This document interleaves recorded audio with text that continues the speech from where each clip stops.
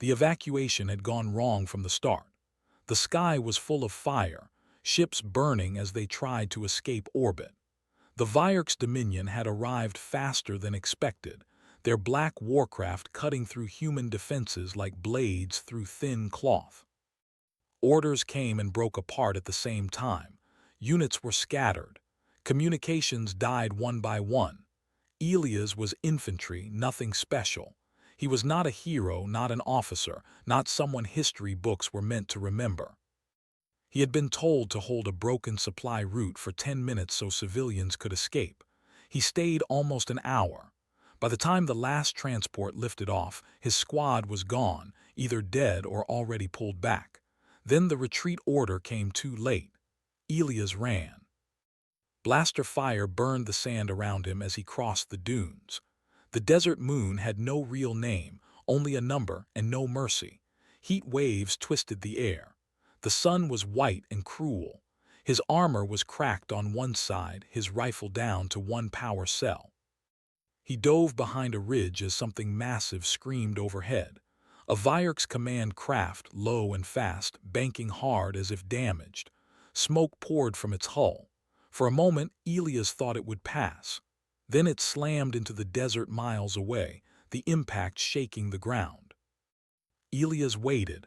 No orders came, no signals answered. The war for him had gone silent. He should have kept moving. He knew that. Survival meant distance. But curiosity, or maybe something deeper, pulled him toward the crash site. If there were survivors, human or otherwise, leaving them felt wrong. He moved carefully, using the dunes for cover. As he got closer, he saw the wreckage spread across the sand like broken bones. The ship was Vierk's, unmistakable in its sharp angles and dark metal. Dead soldiers lay scattered, their insect-like armor cracked and lifeless. Then he saw her. She lay near the main hull breach, half buried in sand, armor shattered, one of her lower arms twisted at an impossible angle.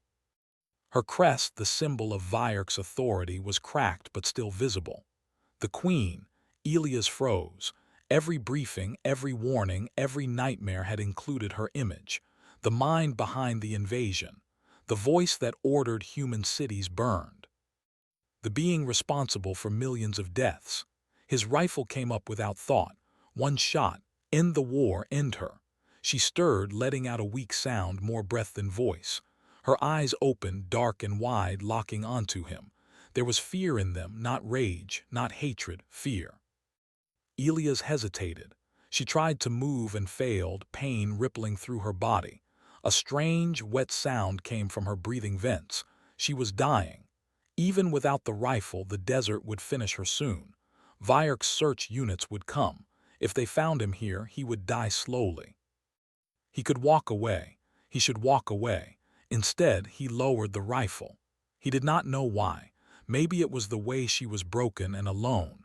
Maybe it was because killing her like this felt less like justice and more like execution.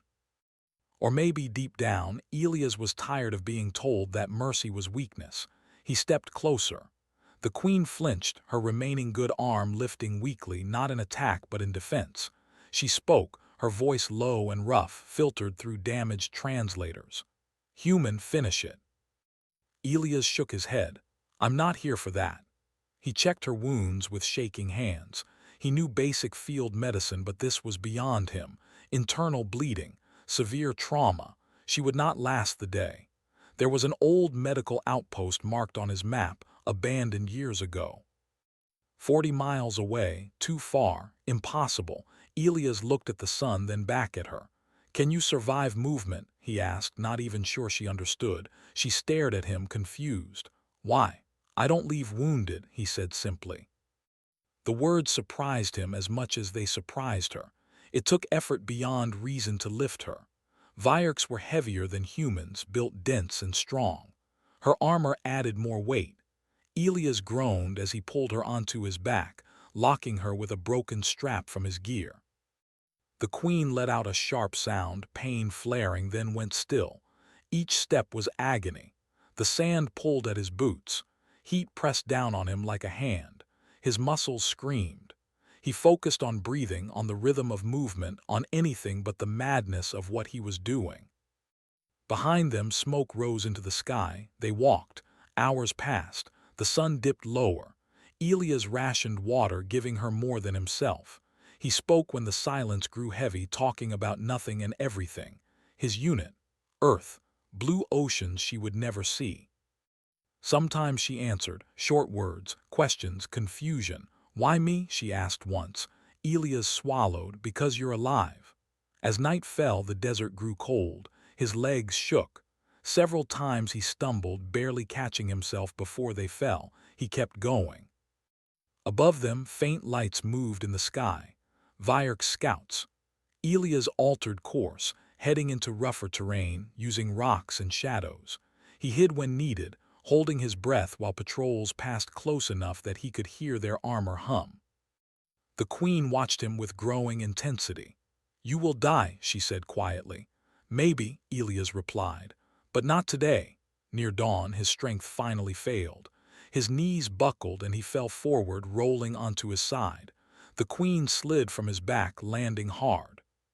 She made a sound of pain but did not scream. Elias lay there, chest heaving, vision darkening. He thought of home, of nothing at all. Then he pushed himself up again. "I'm sorry," he said hoarsely. "We're not done." When he lifted her again, her good arm wrapped weakly around his shoulder, not to hold him, but to steady herself. They continued into the rising sun, two enemies bound by a choice neither fully understood. And somewhere deep in the queen's mind, something long believed impossible began to crack. The desert did not forgive weakness. By the second day, Elias could no longer feel his shoulders. The weight of the queen pressed into him like a living stone, every step grinding pain through his spine and legs. His boots were torn, his feet blistered and bleeding, but he kept moving because stopping meant death for both of them. The sun rose higher and heat returned with cruel force. The sand reflected light into his eyes until the world looked white and broken. He wrapped a torn cloth around his face and kept his head down, counting steps in his mind. One step, one breath, one more. Behind him, the queen's breathing was shallow but steady. She was still alive. That alone felt like a miracle. At midday, Elias collapsed beside a cluster of rocks that offered thin shade. His body refused to move. His hands shook as he reached for the last of the water. There was barely enough for one person. He held the container for a long moment. Then he lifted it to the queen's mouth. She drank slowly, carefully, as if afraid it would disappear. When she finished, she looked at him with unreadable eyes. "You weaken yourself," she said. Elias smiled faintly. "I've been doing that since day one." She studied him. "You know who I am?" "Yes." "And you carry me still?" "Yes." "In my place," she said slowly, "I would let you die." "I know." That answer seemed to disturb her more than any anger could have. They rested until Elias could stand again. When he lifted her, his vision blurred, but he forced himself upright. The horizon shimmered, the distant dunes like waves frozen in time. They walked. As the day dragged on, the queen spoke more. Her translator was damaged, her words rough but understandable. "You are not a warrior caste," she observed. "No," Elias said, "just a soldier." "In my empire," she said, "soldiers obey without question." "We question," Elias replied. "We just act anyway." She considered this. In the afternoon, the ground changed. Sand gave way to cracked stone, sharp and uneven. Elias slipped more than once, nearly falling. Each stumble sent pain through the queen's injured body, and each time she braced herself against him, her grip growing stronger. At one point, distant movement caught Elias' eye. Vyark's patrols. 3 units spreading wide. He turned sharply, heading toward a narrow canyon he had spotted earlier. The stone walls rose tall and close, blocking sight from above. He pressed himself into the shadows, heart pounding, listening as the patrol passed overhead. The queen whispered, "They search for me." "I know. If they find us," she said, "they will kill you." Elias shrugged weakly. "Then let's not get found." Night fell again, colder than the first. Elia's teeth chattered uncontrollably. He tore insulation from his damaged armor and wrapped it around the queen first, then himself. Sleep came in short, broken moments. During one of those moments, the queen spoke softly. "You could leave me," she said. "You gain nothing by saving me." Elia stared up at the stars. "I gain the right to live with myself." She was silent for a long time. When dawn came, Elias could barely stand. His muscles trembled, refusing commands. Still, he lifted her. The medical outpost was closer now. His map flickered weakly, showing less than 15 miles remaining. 15 miles might as well have been 1,000. Midway through the morning, they were ambushed. A Vierk scout team emerged from behind rock formations, weapons raised. Elias reacted without thought, diving sideways, shielding the queen with his body as energy fire scorched the stone behind them. He returned fire with his last power cell, forcing the scouts into cover. His shots were slow, his aim unsteady. One bolt struck near his leg, tearing into flesh. Pain exploded through him, but he did not fall. The queen reached out, placing herself between Elias and the incoming fire. "Move," she ordered. "Not happening," Elias growled, dragging himself forward. A human drone screamed overhead, crashing into the rocks near the scouts. Smoke and confusion followed. The scouts retreated, uncertain. Elias collapsed again, blood soaking his leg. The queen knelt beside him as best she could, her injured body shaking. With careful movements, she pressed her remaining good hand against his wound, sealing it with a chemical agent from her armor. "Why?" she asked quietly. "Why protect me?" Elias looked up at her, sweat and blood streaking his face. "Because if I don't, then everything they say about us is true." She stared at him as if seeing him for the first time. They moved again, slower now. Each step hurt more than the last. Elias' breathing became ragged, his vision narrowing. The queen guided him when he faltered, pointing out safer paths, steadying his balance. By late afternoon, the outpost came into view. A low structure half buried in sand, old human markings faded but visible. Elias smiled weakly. "Told you." He made it halfway there before his legs gave out for the final time. He fell forward, catching himself on his hands, then slumping onto the ground. The queen slid from his back, landing beside him. Elias tried to speak. No sound came. The queen crawled to the outpost door, reaching the emergency panel. Her movements were slow and painful, but determined. With a final effort, she activated the beacon. Lights flickered on. Moments later, distant engines echoed across the desert. The queen returned to Elias' side, lowering herself next to him.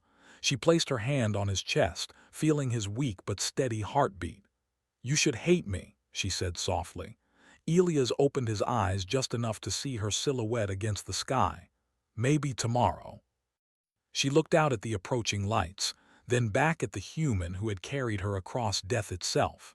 For the first time in her long reign, the queen felt something unfamiliar. Respect. Elias did not wake when the doors of the outpost opened. Human medics rushed in first, weapons raised, then froze when they saw what lay on the ground. A human soldier, broken and bleeding, and beside him the Vierk's queen, alive, wounded, and not attacking. For a heartbeat, no one moved. Then training took over. They lifted Elias onto a stretcher, cutting away his ruined armor, sealing wounds, pushing fluids into his veins. His breathing was weak but steady. He was alive. Barely. The queen did not resist when they surrounded her. She did not speak. She only watched Elias as they carried him inside. Human command arrived within minutes. The outpost filled with tension, whispered orders, and fear. Vierk's warships were already appearing in orbit, dark shapes against the stars. Weapons powered up. The war was about to resume. Inside the outpost, the queen was placed in a containment field. Medical systems scanned her injuries. She should have been dead. By all known measures, survival after such trauma was impossible, and yet she lived. Elias lay unconscious in the next room, machines humming softly around him. His body temperature was unstable, his heart rate slow. The medics worked carefully, knowing that one mistake would end him. Hours passed. The Queen requested communication. Human commanders hesitated. This was the enemy, the mind behind the invasion, but she had not ordered an attack, and the soldier she owed her life to lay dying meters away. They opened the channel. Her image appeared on every screen aboard Vierk's ships and human command vessels alike. The Queen spoke slowly, clearly, her voice carrying weight that could not be denied. "This invasion stops." Silence followed. Vierk's commanders reacted instantly, confusion spreading through their ranks. Orders contradicted standing doctrine. The Queen raised her hand. "The human world designated Sol 3 is under my protection. Any vessel that advances will be destroyed by my authority." Shock rippled through both fleets. Human commanders stared at their displays, unable to process what they were hearing. The Vierk's dominion did not retreat, ever. "And why," a Vierk's warlord demanded, "should we obey?" The Queen's gaze hardened. "Because I was carried across 40 miles of death by a human who could have let me die. Because that species does not kill when mercy is harder. Because such a people must not be erased." The channel closed. Vierk's warships powered down weapons one by one. The invasion ended not with fire but with silence. Days passed. Elias drifted between sleep and pain. Voices came and went. Sometimes he dreamed of sand and heat. Sometimes he dreamed of oceans he had never seen. When he finally opened his eyes, the room was quiet. He tried to move and failed. His body felt heavy, stitched together by pain and exhaustion. A soft light glowed above him. "You are awake," a voice said. He turned his head slowly. The Queen sat nearby, no restraints visible, her injuries bound with human medical wraps. She looked smaller without armor, less like a god of war and more like a wounded being. "Am I dead?" Elias asked hoarsely. "No," she said. "You survived." He closed his eyes for a moment. "Figures," she watched him closely. "Do you regret it?" Elias thought of the desert, the weight, the pain, the fear. "No," he said. "Do you?" The Queen was silent. "I was taught that mercy is weakness," she said at last. "That humans were dangerous because they lacked unity, because they were emotional. I was wrong." She stood, bowing her head slightly. The gesture sent shockwaves through everyone watching from behind glass. "You changed the path of my empire," she said, "with your suffering." Elias frowned weakly. "I just didn't want someone to die." "That," she replied, "is why my armies will never march on your world again." News spread fast. Across human space, the story of the soldier who carried the enemy queen through the desert became legend. Not exaggerated, not polished, told simply as it happened. Humanity did not celebrate with parades. They told the story quietly with pride that felt deep and steady. The war officially ended weeks later. Treaties were signed. Borders redrawn. The Vierk's dominion withdrew from human systems entirely. Elias recovered slowly. He learned to walk again. Each step hurt, but each step reminded him he was alive. On his final day at the outpost, he stood outside under the open sky. The Queen joined him. "You will be remembered," she said. Elias shrugged. "I don't need to be." She looked at the stars. "Your species will be feared less now and respected more." He smiled faintly. "That's good enough for me." A transport arrived to take him home. As it lifted off, Elias looked down at the desert one last time. 40 miles of suffering, 40 miles of choice. He did not think of himself as a hero, but across the galaxy, a new truth had taken root. Humans were not spared because they were strong. They were spared because, even at the edge of extinction, they chose to carry their enemy instead of leaving her to die.